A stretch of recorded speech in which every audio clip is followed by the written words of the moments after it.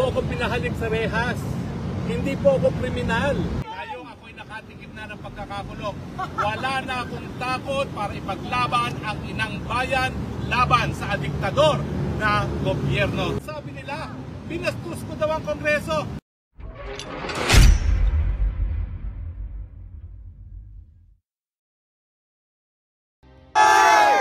Akala po nila magsusublin nila tayo. Akala nila mababali nila ang ating paninindigan. Hindi po totoo yan. Lalo pa tayo lumakas para ipaglaban ang sambayanang Pilipino. Ng Marcos Jr. Unang-una, ang sabi nila, binastos ko daw ang Kongreso. Kayong mga nakapanood, nambastos ba ako? Hindi! 34 years of law practice. Wala ko alam isang korte na nagpakulong dahil hindi naka-attend ng isang hearing. Bakit sa Kongreso, isa sa 4 na hearing na naimbita ka, hindi nakarating? Bakit may pagkakakulong? Ang sagot, dahil talagang sinusupil nila ang mga kritiko ng administrasyon nito. Sinusupil nila ang kakampi ng sambayanang Pilipino at hindi lamang ang kakampi ng mga Duterte. Tama! Hindi lang po ito laban ng Duterte at Marcos. Ang laban po ngayon ay puwersa ng kadiliman laban sa puwersa ng Kasamaan! kabutihan. This is a fight between good or evil. Mga dilawan, mga piklawan, kalimutan nyo na po ang kulay ninyo. Kung kayo po talaga ay naniniwala na mayroong Panginoon, kinakailangan po manindigan kayo laban sa bisyo, manindigan kayo laban sa mga droga na nakaka-apekto sa pag-iisip, na nakaka-apekto sa pamumuhay ng sambayanang Pilipino. Hindi po tayo magpapatinag. Alam nyo naman kayo nakakita, 3 beses na akong apir dyan. Hindi po yan investigasyon tungkol sa Pogo. Yan po investigasyon laban kay Harry Roque para mapatahimik si Harry Roque bilang boses ng sambayanang Pilipino. Tama, mali? Tama! Pero gawin na po nilang lahat. Ngayong nakita ko na mabubuhay pa rin ako, miski sila ay kulungin ako. Tatanggapin ko po ang pagkakakulong. Kung ito po ang magiging mitsa para ang taong bayan, bumalik dito sa EDSA at muli maghusga laban sa isang gobyerno na hindi na po sumasang-ayon sa interes ng mga mamamayan. Tama! Minsan po dito sa EDSA, tayo po ay nagpaalis ng isang Marcos. Dito po muli sa EDSA, bagamat tayo po ay kakaunti pa lamang. Huwag nating kakalimutan, ang pinakamalaking apoy nagsisimula sa isang mitsa. Kaya kada Biyernes, dito po tayo magkita. Ang maliit nag-uumpisa. Ang malaki nag-uumpisa sa maliit. Naniniwala po ako na kahit tayo po ay hindi ganun karami ngayong araw na ito, naniniwala po ako, ramdam ng buong sambayan ng Pilipino ang paghihirap dahil sa walang tigil na pagtaas sa presyo ng bilihin, dahil sa kakulangan ng trabaho, dahil po sa kababaan ng sweldo. At naniniwala po ako na sa kabila ng lahat ng kahirapan nito, alam ng taong bayan na walang solusyong maibibigay ang Marcos Jr. dahil wala sa tamang pag-iisip na magbigay ng good governance sa ngayon. Meron naman po tayong alternatibo. Huwag natin isipin na tayo lang binasbasan ng Panginoon para mamuno sa Pilipinas. 110 million po tayo. At yan po ang dahilan kung bakit meron tayong halal na vice-presidente na dahil siya ay nagbigay kay Marcos Jr. para maging presidente, siya ngayon ang Marcos Jr. Dahil kung siya ay gahaman sa kapangyarihan, ngayon po dapat ay President Sara Duterte. Tama! Pero nabudol man tayo. Meron pa pong pag-asa dahil ang unang-una magsisimula pong pag-asa sa pag-abit na nabudol tayo. Ngayong nabudol tayo at alam na natin yan, kinakailangan po kapit-bisig tayo ngayon para itaguyod ang interes ng mamamayang Pilipino. Tama! Kayanin natin pag tayo po ay kapit-bisig, nagsama-sama ng puwerso at nagkaisa. So, mga kababayan, every Friday po hanggang lumaki, hanggang mapuno natin ang EDSA. Yes! Tayo dito sa Biyernes dahil hindi naman po pwede na walang gagawin ng mamamayang Pilipino habang palubog ang bansang Pilipinas. Hindi po tayo papayag. At hindi lang po symbolic ang EDSA. Ito po ay kabahagi na ng kasaysayan.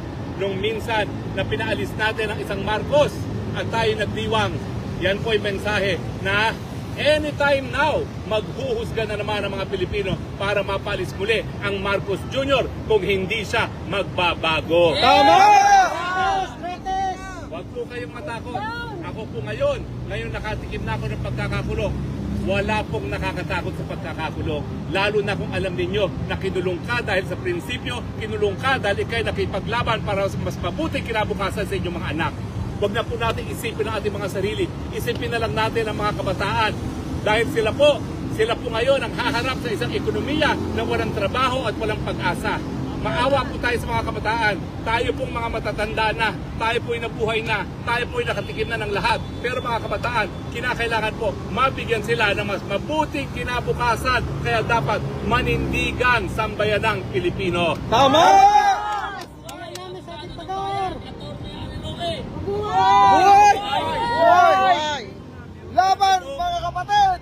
Malungkot po yung nangyari sa akin na kinulong ako sa araw ng birthday ng aking may bahay.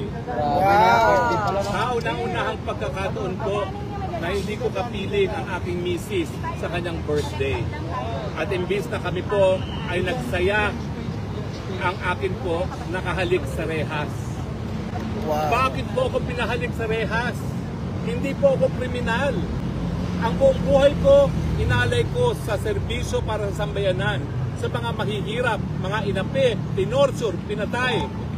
Buong buhay ko, ako po'y nagturo na magkaroon tayo mga responsable, mga abogado na magsisilbi sa bayan at hindi tuturing na negosyo ang abogasya.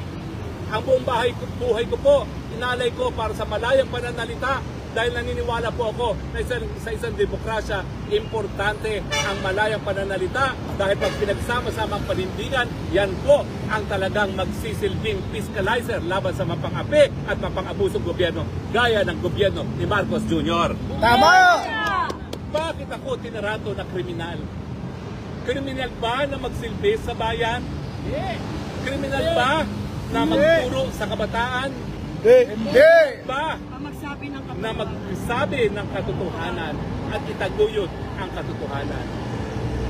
Mga kababayan, pero masasabi ko sa inyo, malungkot man na nawalay ako sa piling ng aking may bahay sa kanyang kaarawan. Malungkot man na ako po'y nawalan ng kalayaan ng 24 oras. Lalo pong nagliyab ang apoy sa aking dibdiban na kinakailangan ipaglaban ang Pilipino. Yes! At kahit anong kulay natin, pula, dilaw, pink, wag nating kalimutan na ang dami ng nag-alay ng buhay para sa sambayanang Pilipino. Ano ba naman yon na magkaroon pa ng isang buhay ialay para sa kinabukasan ng ating mga kabataan?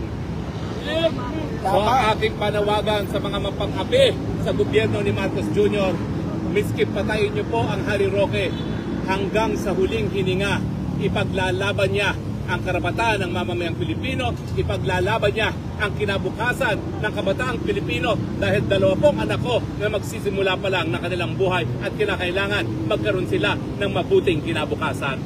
Tama! Mga Pilipino, nandito po mga vloggers, pero nasaan po kayo? Ano pa pong inaantay ninyo? Inaantay niyo ba na mahawa ang inyong mga kabataan sa bisyo ng pinagbabawal na droga na ngayon ay parang tinatanggap na sa lipunan, lalo na ng alta sosyedad? Tatanggapin nyo na po na ang gobyerno ay palabigasan ng mga namumuno na baliwala na ang serbisyo sa taong bayan. Tatanggapin nyo ba ho na yung aking panukalang batas na nagdadais magbigay ng libreng pagamot at libreng gamot ang universal healthcare? Ngayon po, pinalalapa ang pera ng taong bayan sa mga kurakot sa gobyerno, hindi para sa benepisyo ng mga mahihirap na mga pasyente. Tatanggapin nyo ba ho na mamamatay ang ating kabataang kasundaluhan sa isang gera na walang interes ang Pilipino? Tatanggapin niya ba ho na mamamatay na lang sa gutom ang maraming Pilipino dahil party sila, droga sila, hayaan mong mamatay ang mga Pilipino? Kailan po kayo lalabas sa bayanang Pilipino? Hindi po ako naniniwala na wala kayong pakialam sa kinabukasan ng kabataan. Alam ko po, nagmamahal kayo. Tuwing Biyernes po narito tayo. Pipigilan nila tayo. Yan po talaga ang gawain na diktadoryang gobyerno. Pero tayo po maninindigan dahil Sang-ayon sa batas, sa saligang batas, tayong mga Pilipino, tayong mamamayan, tayo ang may-ari ng EDSA para iparating ang ating disgusto laban sa isang gobyerno na nalulang na sa pinagbabawal na droga. Ayun! Tama po! Marami pa pong Biyernes na darating, mga kababayan. Halina po kayo, lumabas na tayo muli. Dahil kung hindi po tayo maninindigan, baka lahat na po ng kabataan malulong na rin sa pinagbabawal na droga. Dahil ngayon po, bagamat alam na natin na lahat na may bisyo ang presidente, kung hindi tayo maninindigan, ang mensahe, okay lang pala maging bangag. Naman! Maging bangag, Hindi! po kayong pumayag. Kinakailangan manindigan at ipaglaban ang kinabukasan ng Pilipinas. Sa mga kababayan, tuwing Biyernes po, naririto kami hanggang mapuno natin muli ang EDSA at mabawi muna natin muli ang kapangyarihan mula sa kamay ng diktadura, maibalik sa kamay ng sambayanang Pilipino. Tama! Alam ko po, hindi nangyayari yan ng isang gabi lamang. Alam ko po, maraming mag-alinlangan, maraming natatakot, maraming nagmumuni-muni kung ano pang dapat na gawin. Pero ngayon po, tama, may teknolohiya na. Nakikita nyo ako, mas maraming nakakakita ngayon dito sa ating mga sinasabi kesa mga narito sa EDSA. Pero hindi po sapat na manood sa social media. Kinakailangan manindigan, kinakailangan lumabas, kinakailangan tumayo dito sa EDSA at magsabi, tama na, sobra na, tama na, sobra na, tama na, sobra na. Alisin ang bangag sa Malacanang! Alisin! Alisin! Alisin ang bangag sa Malacanang! Alisin! Alisin ang bangag sa Malacanang! Alisin! Alam ko po, maraming nalulungkot sa inyo. Dahil tayo po ay nabudol. Tama po! Nabudol din po ako. Umakyat pa ako sa kanyang entablado at nagsabi, Marcos Duterte, Unity Team. Pero ang kamali po ay dahil tayo ay tao lamang. Malay ba natin na lulustayin ng Marcos Jr. ang pagkakataon na ituwid ang imahe ng kanyang pangalan? Malay ba natin na talagang siya ay merong bisyo na nagre-resulta sa kakulangan ng tamang pag-iisip para masolusyonan ang mga problema ng bayan? Hindi po natin alam yan. So matapos tayong malungkot at tayo nabudol, kinakailangan bumangon muli, alisin ang putik dahil sa ating pagkarapa at lumaban muli dahil kung hindi po, hindi tayo makakausad, hindi tayo makakarating sa nais nating patunguhan ang Pilipinas na malakas, masigla, masaya at mayaman, taas noo lahat ng Pilipino. Buhay! Buhay! Pero, bagamat tayo po ngayon, ay narito lang sa tawag ba rito? Footbridge at overpass. Pinagbawal na tayo. Pinagbabawal po doon. Tayo. Pag marami na po tayo, hindi po tayo po pwedeng pagbawalan. Dahil tayo ang may-ari ng mga kalye, lalong-lalo na ang EDSA. Tama po! Hindi nila po pwedeng ipagkait ang EDSA sa atin dahil ang EDSA dito po nangyari ang hagupit ng taong bayan laban sa mga mapang-api at mapaglabis na gobyerno. Katulad ngayon, sir. At tulad ngayon. Sa mga kaibigan, marami pa pong Biyernes na darating. Yes! Pero sana po, lumabas na kayo sa mga susunod na Biyernes dahil marami na po tayo mga kasamang ginugurgor. Ako po, ang aking pagkakakulong, panimula ng aking burgor. Pero gawin na po nila ang lahat ng gawin. Hindi po ako magpapatinag. Dahil ako po, nagpapasalamat na ako sa may kapal. Binigyan na po ako ng 58 taon ng ating Panginoon. Kung kinakailangan, ialay ko na ang buhay ngayon para sa ilang bayan, gagawin ko po yan with absolutely no regrets. Yan. Buhay sa Atty. Harry Roque! Kaya nga po, alam kong marami pang mga dugong bayani sa atin. Ang kinakailangan lang po, magkaroon ng lakas ng loob para manindigan, tumayo muli sa EDSA at ibalik ang gobyerno sa kamay ng diktatura at sa kamay ng mamamayang Pilipino. Yes! Yes po. Mga kaibigan, ha? Hindi po tayo magtatapos ngayong gabi lamang. Dahil ang EDSA po, kaya tayo'y narito hindi, yan po ay kabahagi ng buhay na kasaysayan ng Pilipinas. Habang naroriyan ang memorya ng EDSA, hindi po mamamatay ang apoy, ang mitsa ng kagustuhan ng Pilipino na mabalik ang tunay na demokrasya at responsableng pamamahala sa Malacanang ng Basambayan ng Pilipinas. Sir, Tama! kamusta po ang experience niyo, sir, sa loob? Kayo ba inayos? Kamusta ang kanilang pagtrato sa inyo, sir, habang kayo ay na-contempt sa loob ng House of Representatives? Hindi po ako po pwede maging maligaya dahil nawalay po ako sa piling ng misis ko sa kanyang araw ng kaarawan. Pero ngayon po, bago pupunta rito, nakapagdiwang din po kami ng simpleng pagdiriwang at alam naman niya po na sa mulat-mula, bata pa po kami.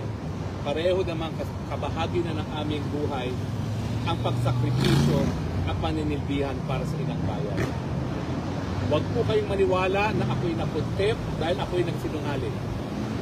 Uulitin ko po, 34 years of practice, wala pong alang hukumang na nagpakulong dahil hindi naka-attend sa isang hearing. Nakikita niyo po na ang hearing na yan, ako po ang linilitis. Hindi po yan para bumuo ng batas. Ang tinatanong nila ngayon, meron ba akong unexplained bill? Bakit? Yan ba ang in aid of legislation nila laban sa Pogo? Ang tanging tanong, may kinalaman ba ako sa Pogo? Ang sagot, wala. Bagaman pilit nila akong dinadawit sa Pogo dahil ang sinasabi nila, si Presidente Duterte daw ang dahilan kaya umusbong ang Pogo at siya ang responsable sa Pogo. Pero makikita natin kung sino ang hari at reyna ng Pogo sa ayon kay Maharlika. Sino? Si Bangag! Si Bangag! Bakit ako ang itinuturo? Hindi naman ako ang nakipagpati-pati sa mga Pogo. Hindi naman ako ang humingi ng pera sa mga Pogo. Hindi naman ako ang nakinabang sa mga Pogo. Mga Marcos, ang nakinabang! Ang ginawa ko lang po, maghain ng mga pleadings sa isang ordinaryong kaso ng ejected. Yan ba ho ang tao na nakinabang sa Pogo? Kaya nga po, ang sasabihin ko, hindi ko po gustong bastusin ang Kongreso. Dahil ang Kongreso, dapat yan po ay balwarte at bulwagan ng representante ng taong bayan. Pero ang katunayan po, hindi na po sila nagiging tapat sa kanilang responsibilidad dahil pati po sa pagbubuo ng batas. Wala po tayong maaasahang batas na mabumuo sa kanilang pag-iimbestiga di umano ng EJK at ng Pogo dahil ang kanilang pakay sirain ang Duterte at lahat na lang kanilang mga aliado, lalong-lalo na ang dating tagapagsalita ni Presidente Duterte. Tama nga yan, sir. Anong batas? Political prosecution. Sa ngayon, sa tinatakbo ng investigasyon, ako ang iniimbestigahan at hindi po nagkakaroon ng investigasyon para sa isang batas. At ano ang kailangan? Hindi ko po ginawa yun. Hindi ba yan, sir, ang Kangaroo Court? Hindi ko pong makulong kesa bawiin ko ang mga binigas kong mga salita na pawang katotohanan lamang. Hindi ba, sir, ang Kamara ay Kangaroo Court? Kaya nga po ang mensahe ko, mabuti pa. Gurgurin nyo talaga ako dahil hindi po ako titigil na sumigaw na walang karapatan ang mga wala sa tamang pag-iisip na mamuno sa Republika ng Pilipinas. Atty. Harry Roque. Tanong lang, Atty. Mabuhay! From Bisdak, Pilipinas. Itong pag-cited in contempt po sa inyo, may kinalaman kaya ito sa inyong paninindigan tungkol doon sa Polvoron video na sinabi nyo po ay authenticated ho? ang aking balita po sa dati ko rin mga kasama dyan sa kamera. Kaya po ako pinagdududahan na may kinalaman daw ako sa pulmoronic video. Ang aking kasagutan, unang-una, ang merong responsibilidad sa pulmoronic video ay si Presidente Marcos Jr. dahil siya ang nabidyohan. Maging careless. Pangalawa, paano makakakuha ang kritiko na gaya ko ng ganyang video? Samantalang, hindi ako makalapit ngayon sa Presidente. Ang pinanggalingan niyan, isa sa kanyang kakampi, malapit na kakampi, na nakuhanan siya na napakalapit. Kaya naman, di ako nagtataka na si Maharlika, na dati talagang #1 loyalist, ang siyang naglabas niyan dahil ang kanyang puting ahas, hindi po pwedeng maging kritiko gaya ko kung hindi isang napakalapit sa Marcos Jr. Sentido común. Attorney, may tanong lang po ako. Naalala po natin yung mga ginagamit po nila ngayon mga witness dyan po sa Senado ay mga PDL. Ang tanong po, Attorney, ito po ba ay mayroon po bang mga Legal po ba ito, Attorney? permiso galing po sa Korte Suprema? Legal? Binaliwala na po nila ang batas. Sang-ayon po sa rules of court, walang sentensyado na ang parusa ay panghabang buhay na po pwedeng ilabas sa bilibid na wala po permiso sa Korte Suprema. Pero ginamit po nila ang kapangyarihan nila bilang kongresista para ilabas at tumayong testigo itong mga sentensyadong mga kriminal laban kay PRRD. Pero nakalimutan nila na sa batas, hindi po pwedeng madawit ang ibang tao kapag ang isa ay nag-confess sa isang kasalanan. Ang ganyang confession ay magagamit lamang dun sa taong nag-confess, hindi sa ibang tao. So ilabas nyo na po ang hanggang 1 milyong mga mamamatay tao, hindi po nila po pwede idawit si Presidente Rodrigo Roque Duterte sa kanilang pag-amin dahil ang kanilang pag-amin linalagay lang po nila sa kubunoy ang sarili nilang buhay at hindi ang buhay ni Presidente Duterte. Ano silang malalive sentence niyan? Bakit sila tumututol? Sana po isulat nila yung pagtatanggi dahil makikita natin sa kasaysayan na talagang hindi sila papayag na hindi umupo na bilang pinakamataas na leader ang tambaluslos kung hindi sa 2028, baka mas maaga pa sa 2025. Allah! Itagayo po sa bato dahil sila po ay matagal na luklok ng panahon ng Marcelo sa pwesto. They want forever again. Pero alam natin, Never again! walang forever at ang meron lamang ay never Again! Never again! Walang Never again! Never again! Never again! Never again! Never again!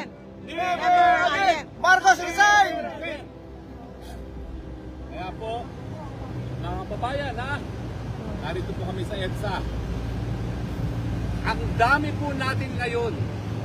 Dahil kada camera na narito, hindi po bababa sa 50,000 ang nanonood. Tama po kayo. Milyones po tayo ngayon. Mismo! Ang lang, sana lahat tayong nanonood ngayon sa internet, lumabas at maninindigan dito sa EDSA.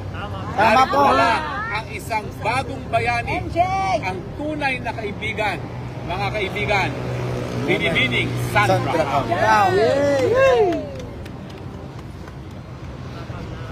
Ayun po mga kababayan natin. Si Ma'am Sandra Cap. Ay, sa ating mga viewers, huwag na kayong mag-stay ng bahay nyo. Mag-try na tayong lumabas. Dahil grabe na itong ginagawa. Itong mga kongresista, itong si Ace Barbers, ay noon, dumibilap yan sa puwet ng mga Duterte. Tama! Ngayon, dahil sa 20 billion na binibigay ni Tambaluslos sa inyo. Wow! Kaya kayo lahat, gumagawa kayo lahat ng paraan para masira ang mga Duterte. Hindi kami papayag ng aming pinakamamahal na Pangulong Rodrigo Duterte ay papuntahin dyan sa Kongreso. Dahil yung Kongreso nyo ay Kongreso ng mga magnanakaw. Kanggaro ko. Kaya lahat para Union TV Iros nagmamayabang ng budget hearing ng OVP nang tinanggalan siya ng maskara ni VP Sara. Di ba napahiya? Yan ang ugali ng Hontiveros na yan. Walang utang na loob. Nag-isista ni Pangulong Duterte para makakuha ng boto sa Davao. Pagkatapos ng manalo, anong ginawa? Tinira si Duterte. Unang tinira ang ating mahal na Pangulo. Kaya, ang ginawa niya, dapat sa mga senador, i-open nyo ang PhilHealth nang siya ang nakaupo na PhilHealth chairman. At makikita natin ang panloloko ng Hontivirus na yan. Akala mo kung sinong malinis kung magsalita. Tama. Bulok ka rin. Risa Bulok! Risa Bulok! Risa Bulok! Risa Bulok! Risa Bulok! Ang pilat namin. Gusto mo? Kaya ka nagkakaganyan dahil gusto mo maging presidente? Sa Hoy! 2020. Napakalayo mo pa. Ambisyosa! In your dreams. In your dreams! In your dreams! Kaya mga kababayan, ilabas na, magsipaglabas na tayo. Ipakita natin, hindi tayo pwedeng lumaban sa dahas dahil wala tayo. Walang kakayahan na lumaban ng dahas. Kaya, magdasal at pag nakita nyo na every Friday, maglabas po kayo. Dahil pag ito ay dumami na tayo dito, marami na rin na lalabas ng kanilang bahay. Kaya sa uulitin, ngayon ang mga kongresista, mga ano kayo dyan, naalala ko talaga yan si Ace Barbers, ang yabang-yabang mo. Nung kapanakunan ni Duterte, sip-sip puto ka rin. Kapit ko. Ngayon, dahil gusto nyo, dahil sa 20 billion na ibinigay sa inyo ni Tampalastos, kaya ngayon, kaya mga kababayan ko, magdasal at lumabas. Lumabas na po kayo para ipakita natin dito sa bangag na presidente na hindi pwede mag-rule ang devil dito sa ating mahal na kanya. Salamat. Yan, mabuhay si Manay Sandra Cam! Mabuhay si Manay Sandra Cam! Mabuhay! Hindi ng pasabog ni Manay Sandra Cam, 20 bilyon umano ang sohol. 20 bilyon mga kababayan natin, no? Grabe. Oh, 20 bilyon Grabe, no? ang sohol Talagang ng nasakyan ko Barbers. natin ng Kaya pala asintonado si Barbers! Asintonado. Lalayo si Nanay sa Attorney Harry Roque. Attorney, ano pong mensahe mo kay Maharlika Multiakira? Umiyak po siya. Naging emotional. Tol, pakihawak. Naging emotional po si... Mahal na mahal.